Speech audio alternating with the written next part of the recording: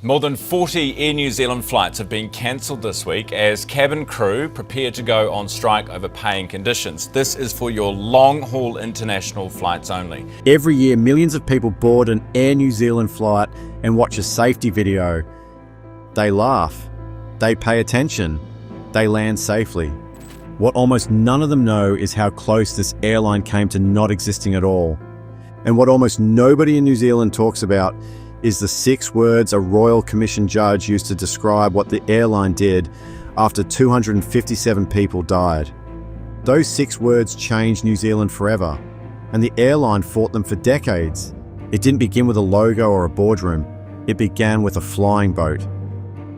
In 1940, the governments of New Zealand, Australia, and Britain formed a company called Tasman Empire Airways Limited, TEAL.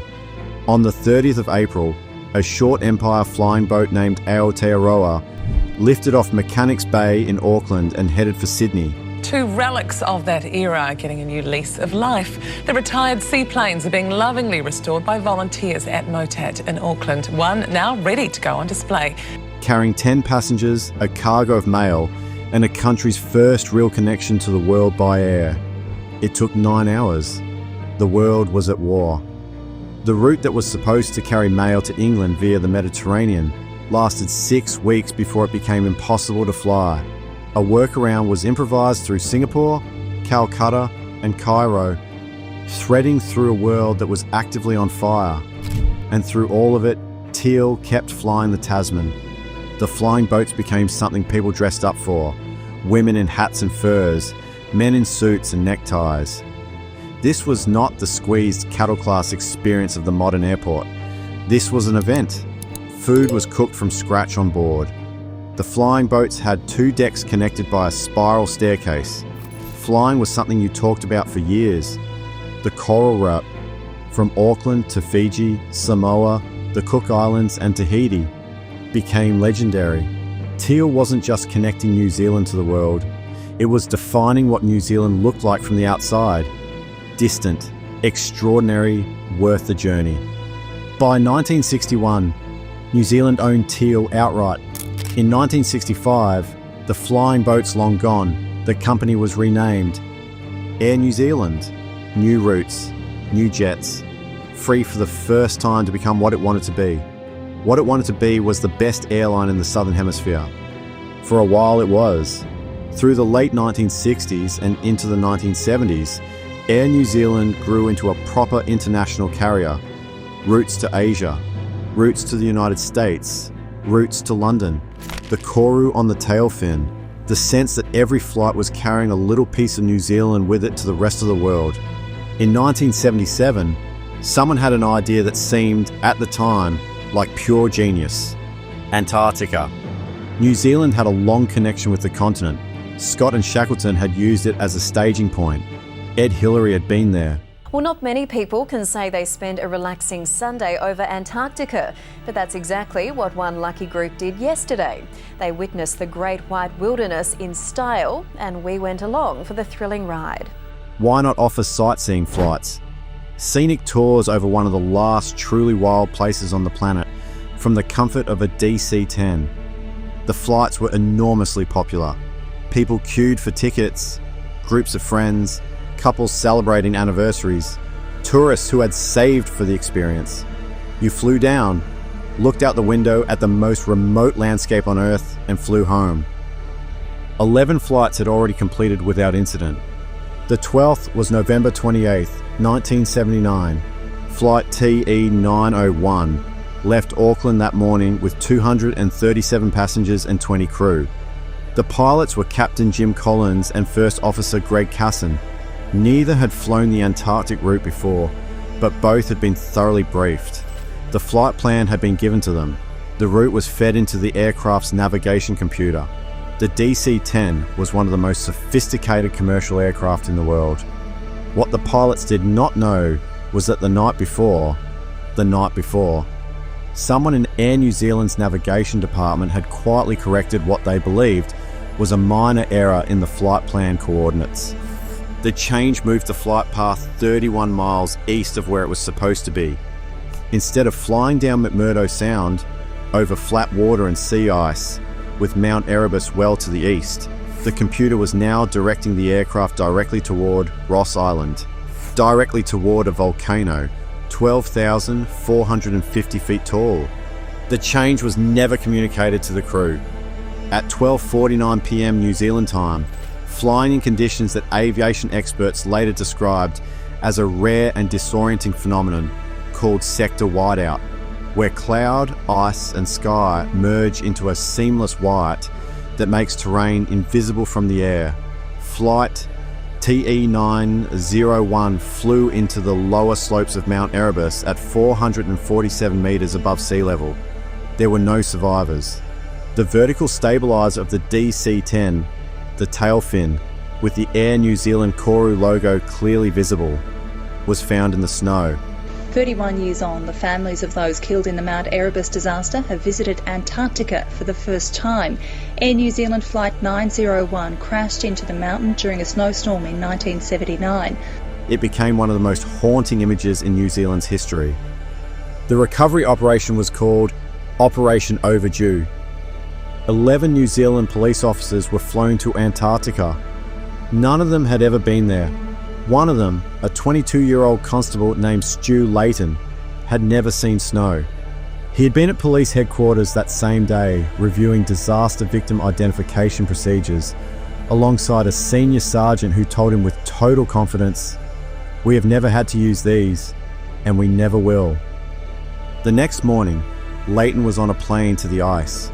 What the recovery teams found on the slopes of Erebus was incomprehensible in its scale. They recovered 114 substantially intact bodies and 133 bags of human remains. The remains of 44 victims were never individually identified. 28 more were never found at all. They are still there, buried under ice on the slopes of a volcano at the bottom of the world.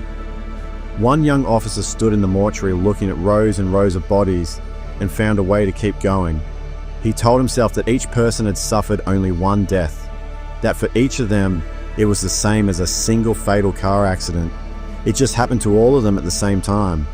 He has talked about that moment for the rest of his life. When the recovery teams finally left for the last time, they looked back at a streak of black across a sea of white, the impact scar. Everything else was already being covered by snow. New Zealand had never experienced anything like it. The country sat with a grief that had no category.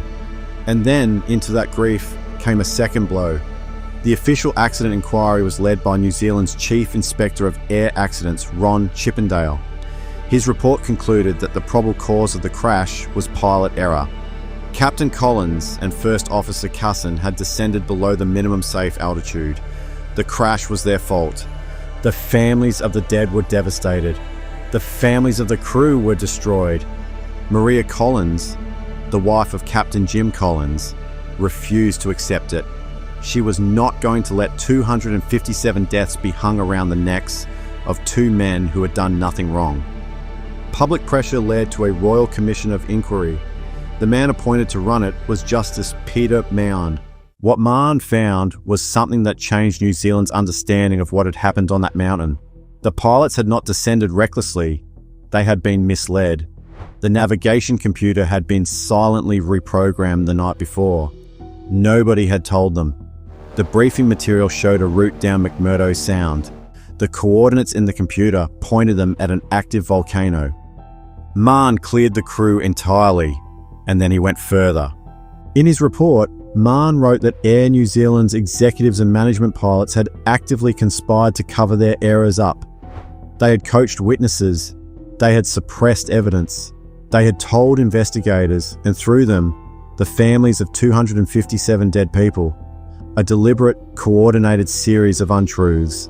He called it, in 6 words that became the most famous phrase in New Zealand legal history, an orchestrated litany of lies. The phrase entered the language. It still lives there.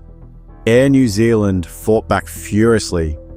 The Court of Appeal agreed Mahon had overreached in naming individual conspirators without giving them the right to respond, and overturned that specific finding. Mahon resigned from the bench in protest and appealed to the Privy Council in London. The Privy Council reluctantly agreed with the Court of Appeal, but it placed on record a tribute to Maughan's brilliant and painstaking investigative work. The finding that Air New Zealand's administrative incompetence had caused the crash, that the pilots were not at fault, was never overturned. That part stood. Maughan's report was never officially tabled in Parliament until 1999, 20 years after the crash. Maria Collins was still asking, in 2009, when the airline apologised publicly for the first time, whether her husband's name had been fully cleared. For her, the answer was never complete enough. The full government apology came on the 40th anniversary in November 2019. Sorry. 40 years to the day since our deadliest aviation disaster, the government and Air New Zealand have apologised. 257 people died in 1979 when Sightseeing Flight 901 crashed into the slopes of Mount Erebus, Antarctica. The argument over who was at fault has caused controversy since then. But today, both the government and our national airline addressed victims' families, acknowledging wrongs and failings in the handling of the tragedy. Prime Minister Jacinda Ardern said the words that should have been said decades earlier.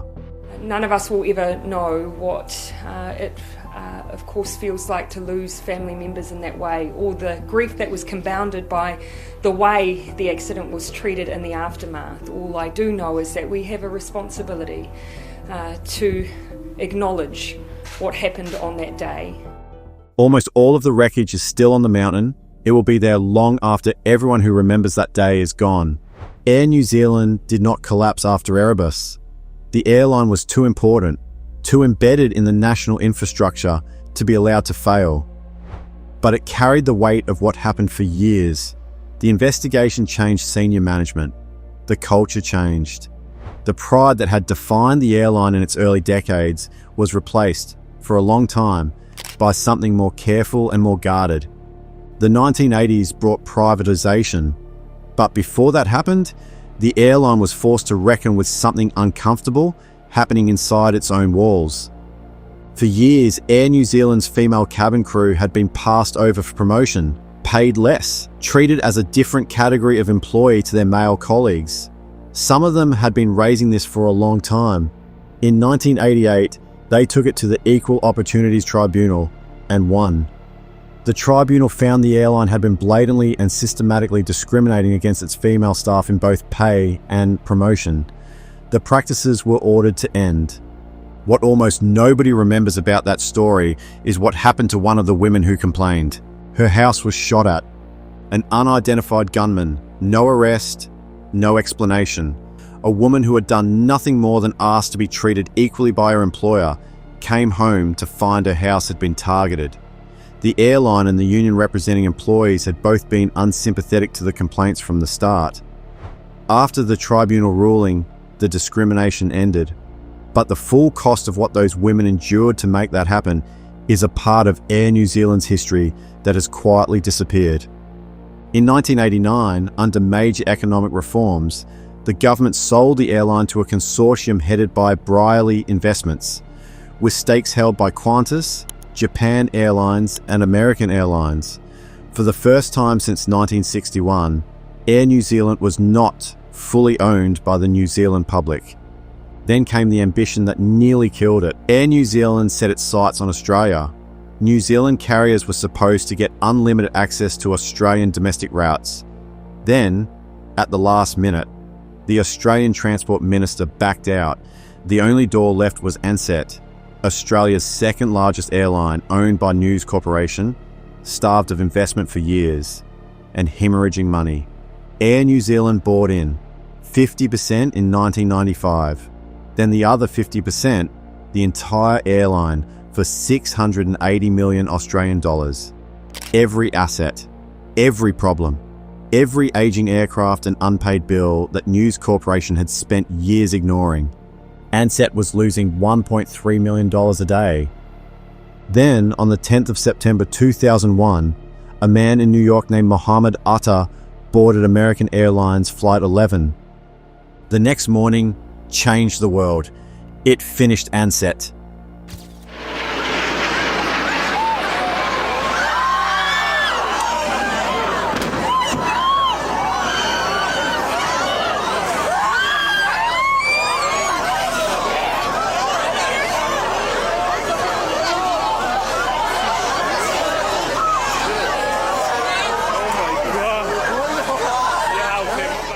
Travel collapsed overnight. Air New Zealand had no reserves left. Oh my God, the plane just crashed into the building. Cannot believe it. Oh my God. Oh wow.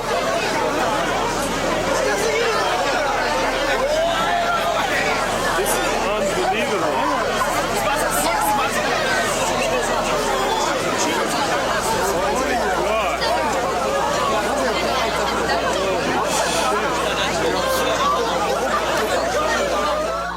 On the 12th of September, the day after the towers fell, it placed Ansett into voluntary administration.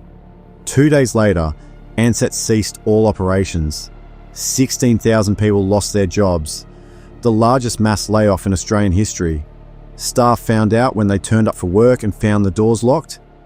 Air New Zealand announced a loss of 1.425 billion New Zealand dollars. The airline that had started as a flying boat crossing the Tasman was facing extinction. Helen Clark's Labor government did not let it die. In October 2001, the government announced an $885 million rescue package and took an 82% stake. Air New Zealand had been privatised 12 years earlier. Now it was being renationalised, kept alive with public money because the alternative was too terrible to contemplate. A country with no national carrier, no reliable connection to the world, tourism, trade. The national identity itself carried on the tail fin of a plane. The bailout worked, but it required everything to change, and some of what needed to change was embarrassing. In 2004, Air New Zealand introduced a seating policy that instructed cabin crew to move men who were seated next to unaccompanied children traveling alone, regardless of whether those men had done anything wrong, regardless of whether there was any concern at all. A man could be seated next to an unaccompanied child, behaving perfectly normally, and be asked to move, simply because he was a man. The New Zealand Human Rights Commission called it discriminatory, which it was. The logic behind it, that men as a category posed an inherent risk to children, was exactly the kind of blanket assumption that the law existed to prevent. Air New Zealand defended the policy for some time before eventually backing away from it. The airline that prided itself on being New Zealand's face to the world had told half the population that they were, by default, suspects. It was not the airline's finest moment, and it sat alongside Erebus and the female crew discrimination case as a reminder that the Koru on the tail fin had not always meant what the marketing said it did. The man who rebuilt Air New Zealand was Ralph Norris, appointed as CEO in 2002. The man who rebuilt Air New Zealand was Ralph Norris, appointed as CEO in 2002. What he inherited was an airline in intensive care. What he began and what his successors continued was something airlines almost never manage, a complete reinvention of what the brand meant. It started, strangely enough, with a safety video. In 2009, an Air New Zealand safety video appeared on screens that was unlike anything any airline had ever produced. The crew delivered the safety briefing completely naked. Not literally, they were wearing body paint, applied so precisely it appeared they were in uniform. The CEO, Rob Fife, appeared in it himself, playing a baggage handler. The campaign was called Nothing to Hide. The message, pointed at competitor airlines quietly loading fares with hidden fees, was that Air New Zealand was different, open, honest, unafraid. 7 million YouTube views. Breakfast television in America. People who had never heard of Air New Zealand suddenly had an opinion about it. The safety videos became a calling card. The All Blacks as the Men in Black. Bear Grylls in the New Zealand wilderness. Sports Illustrated models on a Cook Islands beach. And then, in 2012, the one that announced the airline to the world, Middle-earth. Peter Jackson's Lord of the Rings had turned New Zealand into a destination, not just a beautiful country, but a mythological one. When the Hobbit films were in production, Air New Zealand leaned into it completely. They became the official airline of Middle-earth. They made Peter Jackson, Elijah Wood, and the cast into their safety video. The first Hobbit-themed video got 12 million views. The second, directed by Taika Waititi, amassed millions more within days. The airline had turned the most ignored piece of content in aviation into something people sought out at home, on purpose, for entertainment. The world was paying attention to Air New Zealand in a way it never had before. But 2021 brought a different kind of attention. It emerged that Air New Zealand's gas turbines division had been quietly repairing engines for the Royal Saudi Navy. The Saudi Navy that was enforcing a blockade of Yemen, a blockade that the United Nations had linked to one of the worst humanitarian crises on Earth. The contract was worth approximately $3 million. Not a large amount for an airline of this scale. The CEO at the time said it was a contract that had not reached his desk. New Zealand is a country that sends its prime ministers to the United Nations to speak about human rights. It is a country that blocks Springbok tours over apartheid. It is a country where the government owns the majority of the national airline. And that airline, the one with the Koru on the tail, the one that sells itself on openness and the clean green values of the place it comes from, had been fixing engines for a military operation linked to civilians suffering on the other side of the world. The contract was cancelled. The CEO maintained he hadn't known. Parliament debated it, and then, as these things tend to, it faded. But it sat there, a quiet question about what the airline actually stood for when the cameras weren't rolling and the safety video wasn't playing. From a flying boat named Aotearoa to a safety video watched by tens of millions of people around the world, that is not a straight line. It is a story full of beauty and catastrophe and shame and reinvention. A story that started with 10 passengers crossing the Tasman in 9 hours on a plane that could land on water. A story that ran through the worst peacetime disaster in New Zealand's history through a cover-up that a judge said, in 6 words, was unforgivable. Through women who fought for basic equality and paid a price that nobody should have had to pay. Through a policy that treated men as suspects and a military contract that raised questions nobody wanted to answer. Through a billion-dollar collapse. Through a government that reached into its pocket and refused to let the airline die. The Koru is still on the tail fin. It has been there since the airline was born. It is a Maori symbol, the unfurling fern frond. New life, new beginnings. Air New Zealand has needed that symbol to mean what it says more than once. The flying boats are in museums now. The coral route is a memory. The Antarctic scenic flights resumed in 2013, 34 years after they stopped, on a Qantas plane chartered from Auckland, proving that people still want to see that continent from the air, even after everything that happened. And somewhere on the slopes of Mount Erebus, buried under ice that shifts and moves with the decades, lies what remains of a DC-10 and the people who were on it. The Koru is still there too. On the tail fin, in the snow, still visible from the air. If you enjoyed this video, subscribe and drop your thoughts below. And as always, stay curious.